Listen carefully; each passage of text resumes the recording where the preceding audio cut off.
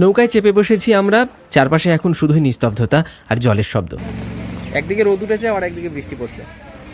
এই বিশাল প্রতিমাটি তৈরির জন্য শিল্পীরা মাস খানিক ধরে দিন রাত পরিশ্রম করেছে।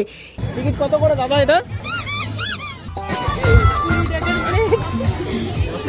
একবারে ঠিক, আঙুলও ডুববে না।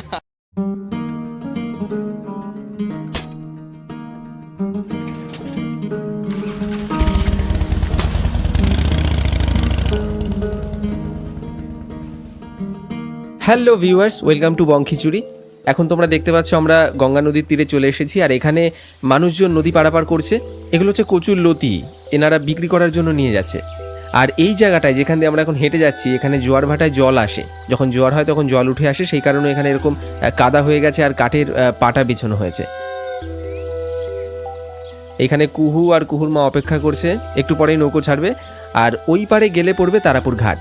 তারাপুর ঘাট থেকে আমরা সোজা চলে যাব কামালপুরে। কামালপুরে এবছর হয়েছে সব থেকে বড় বিশ্বের এবছরের দুর্গা প্রতিমা।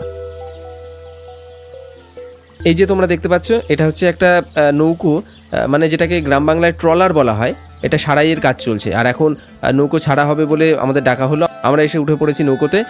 নৌকায় চেপে বসেছি আমরা, চারপাশে এখন শুধুই নিস্তব্ধতা আর জলের শব্দ। পেছনে আমরা ফেলে এসেছি কোলাহল, সামনে শুধু দিগন্ত বিস্তৃত জলরাশি।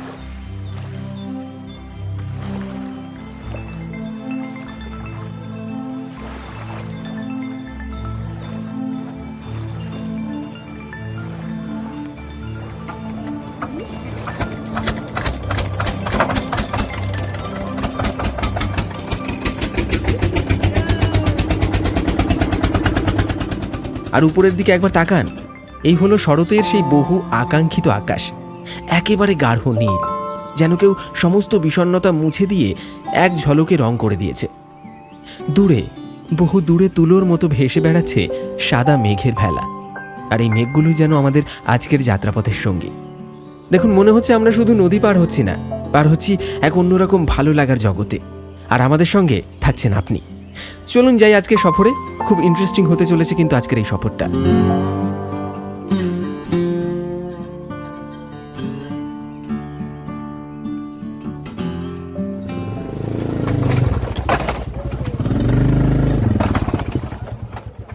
এবার আমরা এই পারে চলে এসেছি। তোমরা দেখতে পাচ্ছ এখন নৌকোর ভাড়া মিটিয়ে দেওয়া হচ্ছে। আমাদের 3 জনের সঙ্গে আমাদের গাড়ি, এই 4 জনের মোট 25 টাকা ভাড়া দিয়ে আমরা এখান থেকে বেরিয়ে যাচ্ছি। যেতে যেতে শুরু হয়ে গেল বৃষ্টি। আমরা এই মুহূর্তে একটা পুজো মণ্ডপের সামনে দাঁড়িয়েছি, গাছের নিচে।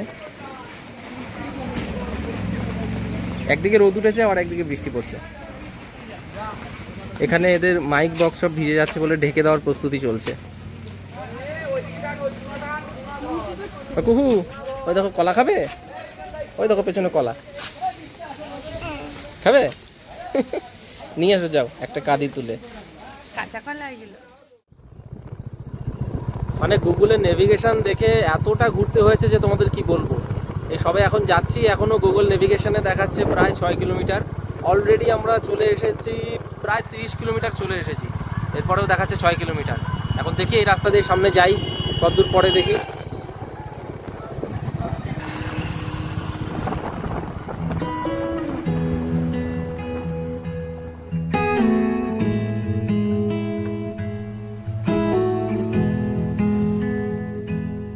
গাড়িটা তো আমরা রেখেছি এখানে, কিন্তু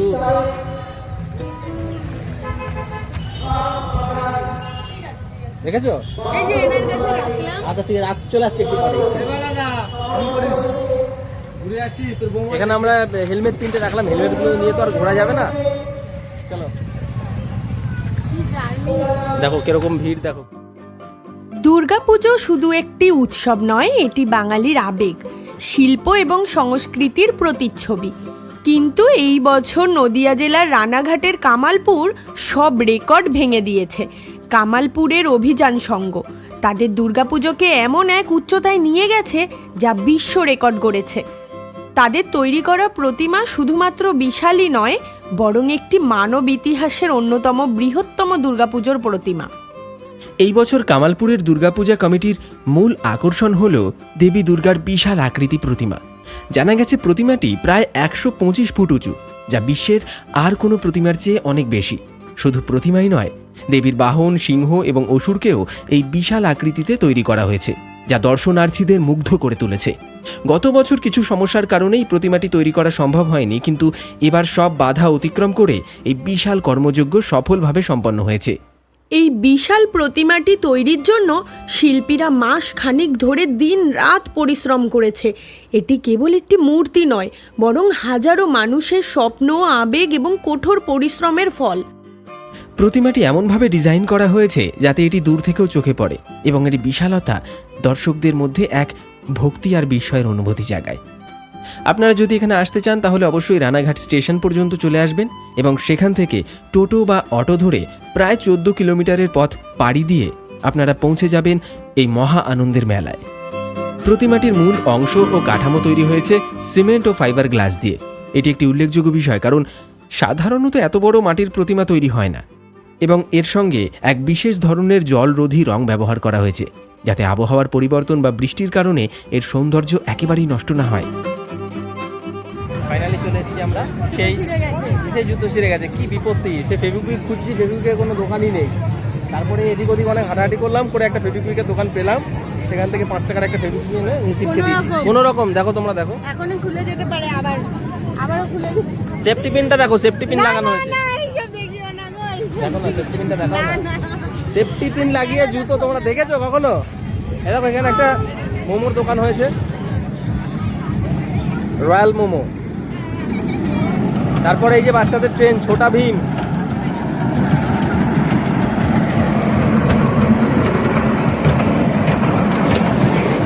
একু চর্বি, বলতে চড়বো। একু চর্বি, চর্বি। এই কুহু, তুমি চড়বে, চড়বে? আসো। আচ্ছা, ওইটা সব দেখে আসি তারপরে শেষে। টিকিট কত করে দাদা এটা? 50। বাহ, রানাঘাটের কামালপুরে বিশ্বের বৃহত্তম দুর্গাপুজো দেখার অভিজ্ঞতা নিশ্চয়ই অসাধারণ। আর সেই সঙ্গে মেলা মানে তো উপরি পাওনা। রানাঘাটের কামালপুরের অভিযান সংঘের বিশাল দুর্গা প্রতিমা দেখতে আসা লক্ষ লক্ষ মানুষের ভিড়ে ফাঁকা মাঠের মধ্যেই ছিল এই মেলাটি। ঠিক যত বড় দুর্গা প্রতিমা, তত বড়ই বিস্তৃত ছিল এই মেলাটিও। মণ্ডপের বাইরে বেরিয়ে আসার পর দেখা যায় এই মেলাটি যেন এক আলোক ঝলমলে জনসমুদ্র। বড় বড় আলো আর হরেক রকমের স্টলের রঙিন ছটায় পুরো মাঠটা ঝলমল করছিল। একদিকে যেমন ছিল নাগরদোলা, রোলার কাস্টার এবং বিভিন্ন ধরনের রাইডের আওয়াজ, তেমনি অন্যদিকে ছিল ফুচকা, জিলিপি, ঘুগনি আর গরম গরম মিষ্টির সুবাস। এই মেলাটি শুধুমাত্র মনোরঞ্জনের কেন্দ্র ছিল না, এটি ছিল গ্রাম বাংলার চিরায়ত মেলার এক নিখুঁত প্রতিচ্ছবি।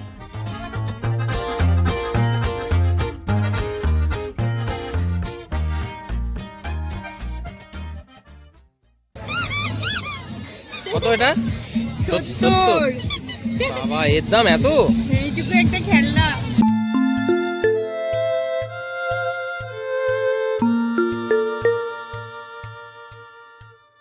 মাঠটা কিন্তু ছোট নয়, হ্যাঁ?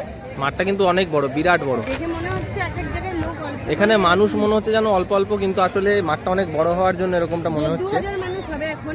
তাও কত ফাঁকা বলো। টাকা, কারণ এই যে জমির মধ্যে পুজোটা করা হচ্ছে, এই যে জমির মধ্যে। এখানে মেলায় আসা মানেই খাওয়া। এখন ইচ্ছে করছে ঘুগনি খেতে। ঘুগনির দোকান চোখের সামনে পড়লো, চলো। মেলা ঘুরতে ঘুরতে খিদে পেয়ে গেছিল, সামনেই ছিল ঘুগনির দোকান, তাই আমরা ঘুগনি খেয়ে নিলাম।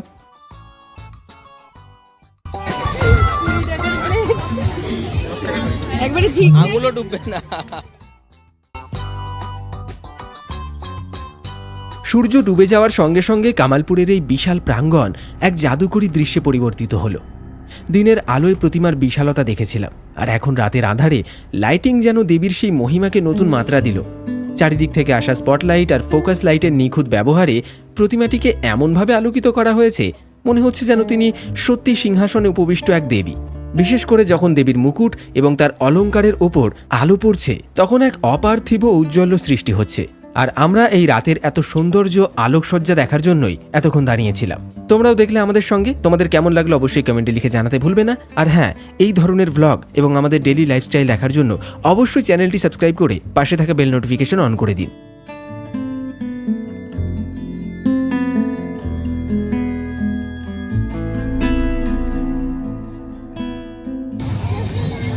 আনন্দ কি কিনেছে দেখি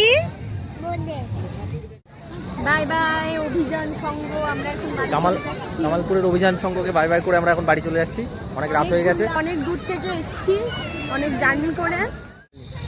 এই যে টাটা বাই বাই করে দিচ্ছি সবাইকে।